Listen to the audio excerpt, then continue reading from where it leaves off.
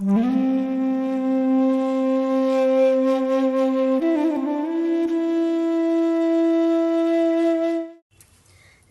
ಪ್ರಿಯ ವೀಕ್ಷಕರೇ, ನಾನು ರಮೇಶ್. ನನ್ನ ಚಾನೆಲ್ ಅಶ್ವಿನ್ಸ್ ಅಸ್ಟ್ರಾಲಜಿಗೆ ಸ್ವಾಗತ. ನಮ್ಮ ವೈದಿಕ ಜ್ಯೋತಿಷದಲ್ಲಿ ಸೂರ್ಯನನ್ನ ಆತ್ಮಕಾರಕ ಎಂದು ಹೇಳಲಾಗುತ್ತೆ ಹಾಗೂ ಚಂದ್ರನನ್ನು ಮನಕಾರಕ ಎಂದು ಹೇಳಲಾಗುತ್ತೆ. ಅಂದ್ರೆ ಚಂದ್ರಮ ಮನಸ್ಸೋ ಜಾತಃ, ಮನಸ್ಸು ಹಾಗೂ ಮನಸ್ಸಲ್ಲಿ ಮೂಡಿ ಬರುವಂತಹ ಎಲ್ಲ ಆಲೋಚನೆಗಳಿಗೆ ಚಂದ್ರನೇ ಕಾರಕನು. ಸೂರ್ಯನು ರಾಜನಾದರೆ ಚಂದ್ರ ರಾಣಿ. ಸೂರ್ಯನು ಅಗ್ನಿಯನ್ನು ಸೂಚಿಸುವ ಗ್ರಹವಾದರೆ ಚಂದ್ರನು ಶೀತಲ ಗ್ರಹ. ತನ್ನ ವಾಣಿಯಲ್ಲೂ ಹಾಗೂ ತನ್ನ ಸ್ವಭಾವದಲ್ಲೂ ಮೃದುತೆ ಹಾಗೂ ಮಾಧುರ್ಯ ಬರಲು ಆತನ ಕುಂಡಲಿಯಲ್ಲಿ, ಯಾವುದೇ ಮನುಷ್ಯನ ಕುಂಡಲಿಯಲ್ಲಿ ಚಂದ್ರನು ಬಲವಾಗಿರಬೇಕು. ತನು ವೃತ್ತ ತನುಹು ಬಹುವಾತ ಕಫಃ ಪ್ರಾಗ್ಯಶ್ಚ ಶಶಿ ಮೃದುವಾಕ್ ಶುಭದೃಕ್. ಹೀಗೆ ನಮ್ಮ ಶಾಸ್ತ್ರಗಳಲ್ಲಿ ವರ್ಣಿಸಲಾಗಿದೆ. ಈ ವಾಕ್ಯದ ಅರ್ಥ ಹೀಗಿದೆ: ತನುವೃತ್ತ ತನುಹು ಅಂದರೆ ಯಾರ ಕುಂಡಲಿಯಲ್ಲಿ ಚಂದ್ರನು ಬಲವಾಗಿರುತ್ತಾನೋ ಅವರ ಶರೀರವು ಸ್ಥೂಲ ಹಾಗೂ ವರ್ತುಲ ಆಕಾರದ್ದಾಗಿರುತ್ತೆ. ಅದು ಲಗ್ನದ ಮೇಲೂ ಸಹ ಪ್ರಭಾವವನ್ನು ಬೀರಬೇಕು, ಅವಾಗ ಮಾತ್ರ ಇದು ಬರ್ಲಿಕ್ಕೆ ಸಾಧ್ಯ. ಇಷ್ಟಲ್ಲದೆ ಪ್ರಾಗ್ಯಶ್ಚ ಶಶಿ ಅಂದ್ರೆ ಅವರು ಬುದ್ಧಿವಂತರಾಗಿರುತ್ತಾರೆ, ಕುಶಾಗ್ರಮತಿಗಳಾಗಿರುತ್ತಾರೆ. ಬಹುವಾತ ಕಫ ಅಂದ್ರೆ ವಾತ ಕಫ ಪ್ರಕೃತಿಯು ಸ್ವಲ್ಪ ಅತಿಯಾಗಿರುತ್ತೆ ಅಂತ. ಆಮೇಲೆ ಮೃದುವಾಕ್ ಮತ್ತು ಶುಭದೃಕ್ ಅಂದ್ರೆ ಅವರಿಗೆ ಸುಂದರ ನೇತ್ರಗಳು ಇರುತ್ತೆ ಹಾಗೂ ಅವರ ವಾಣಿ ಆದಷ್ಟು ಮಾಧುರ್ಯತೆಯನ್ನ ಹೊರಸೂಸುತ್ತೆ. ಇಷ್ಟನ್ನ ನಮ್ಮ ಶಾಸ್ತ್ರಗಳಲ್ಲಿ ಹೇಳಿದ್ದಾರೆ. ಇಷ್ಟಲ್ಲದೆ ಅನೇಕ ವಿಷಯಗಳು ಚಂದ್ರನ ಬಗ್ಗೆ ನಮ್ಮ ಶಾಸ್ತ್ರಗಳಲ್ಲಿ ವರ್ಣಿತವಾಗಿದೆ. ಇದ್ರ ಬಗ್ಗೆ ನಾವು ಈ ವಿಡಿಯೋದಲ್ಲಿ ಸಾಕಷ್ಟು ಮಾಹಿತಿಯನ್ನ ತಿಳಿಯೋಣ ಬನ್ನಿ. ನನ್ನ ವಿಡಿಯೋ ಇಲ್ಲಿವರೆಗೂ ತುಂಬಾ ಇಷ್ಟ ಆಗಿದೆ, ಖಂಡಿತ ಲೈಕ್ ಮಾಡಿ, ಶೇರ್ ಮಾಡಿ ಹಾಗೂ ಸಬ್ಸ್ಕ್ರೈಬ್ ಮಾಡಿ. ಇಷ್ಟಲ್ಲದೆ ನಿಮಗೆ ಗೊತ್ತಿರೋರಿಗೆ, ಜ್ಯೋತಿಷ್ಯದ ಬಗ್ಗೆ ಆಸಕ್ತಿ ಇರೋರಿಗೂ ಸಹ ನನ್ನ ವಿಡಿಯೋವನ್ನ ಶೇರ್ ಮಾಡಿ ಹಾಗೂ ನನ್ನ ಚಾನೆಲ್ ಅನ್ನು ಸಬ್ಸ್ಕ್ರೈಬ್ ಮಾಡೋದಂತೂ ಖಂಡಿತ ಮರಿಬೇಡಿ. ಚಂದ್ರನು ಬರೀ ಮನಸ್ಸಿಗಲ್ಲ, ಎಷ್ಟೋ ಶೀತಲವಾದ ಹಾಗೂ ಎಷ್ಟೋ ಕಲೆಗಳಿಗೂ ಸಹ ಆತನೇ ಆಧಾರನು. 64 ವಿದ್ಯೆಗಳಿಗೆ ಆತನನ್ನು ಸ್ವಾಮಿ ಅಂತ ಕರೆಯಲಾಗುತ್ತದೆ ಹಾಗೂ ಕಲಾ ಪ್ರಾವೀಣ್ಯತೆಯನ್ನು ಸಾಧಿಸಬೇಕಾದ್ರೆ ಅಥವಾ ಯಾವುದೇ ತರಹದ ಒಂದು ಆರ್ಟಿಸ್ಟಿಕ್ ಪ್ರೊಫೆಷನ್ಗೆ ಹೋಗ್ಬೇಕು ಅಂತ ಹೇಳಿದ್ರೆ ಚಂದ್ರನು ಬಹುಮುಖ್ಯವಾಗಿ ಬಲವಾಗಿರ್ಬೇಕು. ಖಗೋಳ ಶಾಸ್ತ್ರದ ಪ್ರಕಾರ ಚಂದ್ರನು ಗ್ರಹವಲ್ಲ, ಒಂದು ಉಪಗ್ರಹ. ನಮ್ಮ ಭೂಮಿಯ ಸುತ್ತುವಂತಹ, ನಮ್ಮ ಭೂಮಿಯ ಗುರುತ್ವಾಕರ್ಷಣ ಶಕ್ತಿಯಿಂದ ಕಂಟ್ರೋಲ್ ಆಗ್ತಿರುವ ಅಥವಾ ಅಂಕುಶದಲ್ಲಿರುವಂತಹ ಗ್ರಹ ಅಥವಾ ಉಪಗ್ರಹವೇ ಚಂದ್ರನು. ಸೊ ಚಂದ್ರನ ಉಪಗ್ರಹವಾಗಿ ಅದು ಪ್ರಕಾಶಮಾನವಾಗೂ ಇದೆ, ಆದ್ರೆ ಅದಕ್ಕೆ ತನ್ನದೇ ಒಂದು ಸ್ವಯಂ ಪ್ರಕಾಶ ಇಲ್ಲ.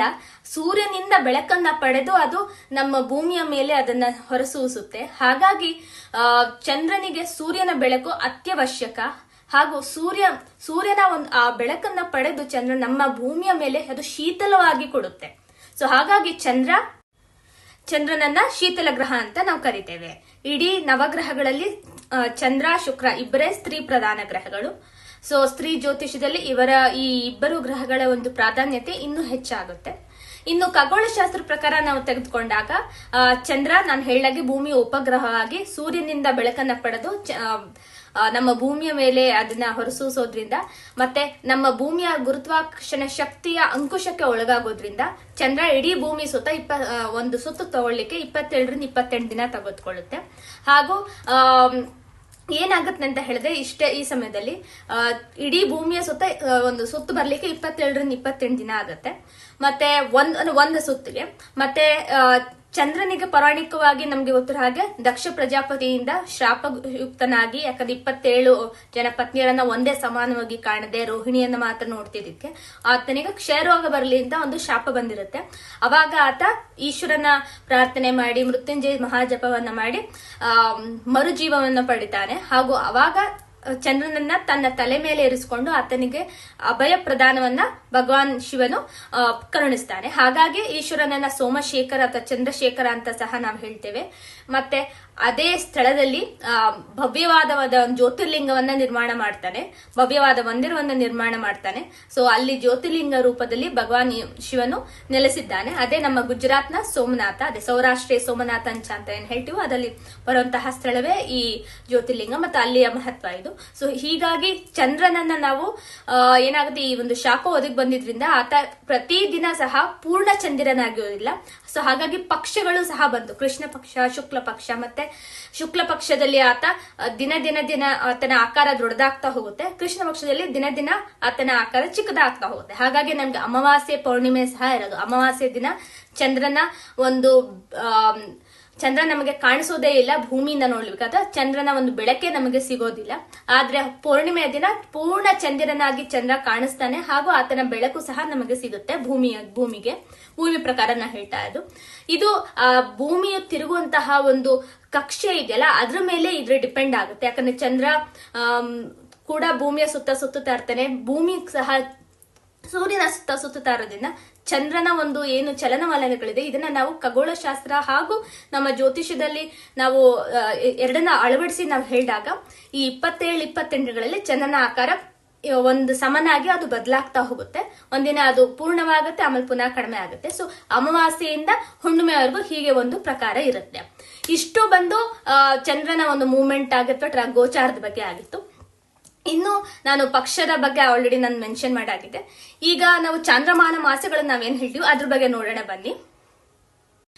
ಚಾಂದ್ರಮಾನ ಮಾಸಗಳು ಅಥವಾ ಸೌರಮಾನ ಮಾಸಗಳು ನಾವೇನ್ ಕೇಳಿದೀವೋ ಇದು ಸೂರ್ಯ ಹಾಗೂ ಚಂದ್ರನ ಒಂದು ಚಲನವಲನಗಳಿಂದನೇ ಆಧಾರಿತವಾಗಿದ್ದು. ಸೊ ಸೂರ್ಯನು ಒಂದು ರಾಶಿಯಲ್ಲಿ ಮೇಷರಾಶಿಯಲ್ಲಿ ಇದ್ದಾಗ ಇಡೀ ತಿಂಗಳನ್ನ ಮೇಷಮಾಸ ಅಂತ ಕರಿತೀವಿ, ವೃಷಭದಲ್ಲಿದ್ದಾಗ ವೃಷಭ ಮಾಸ.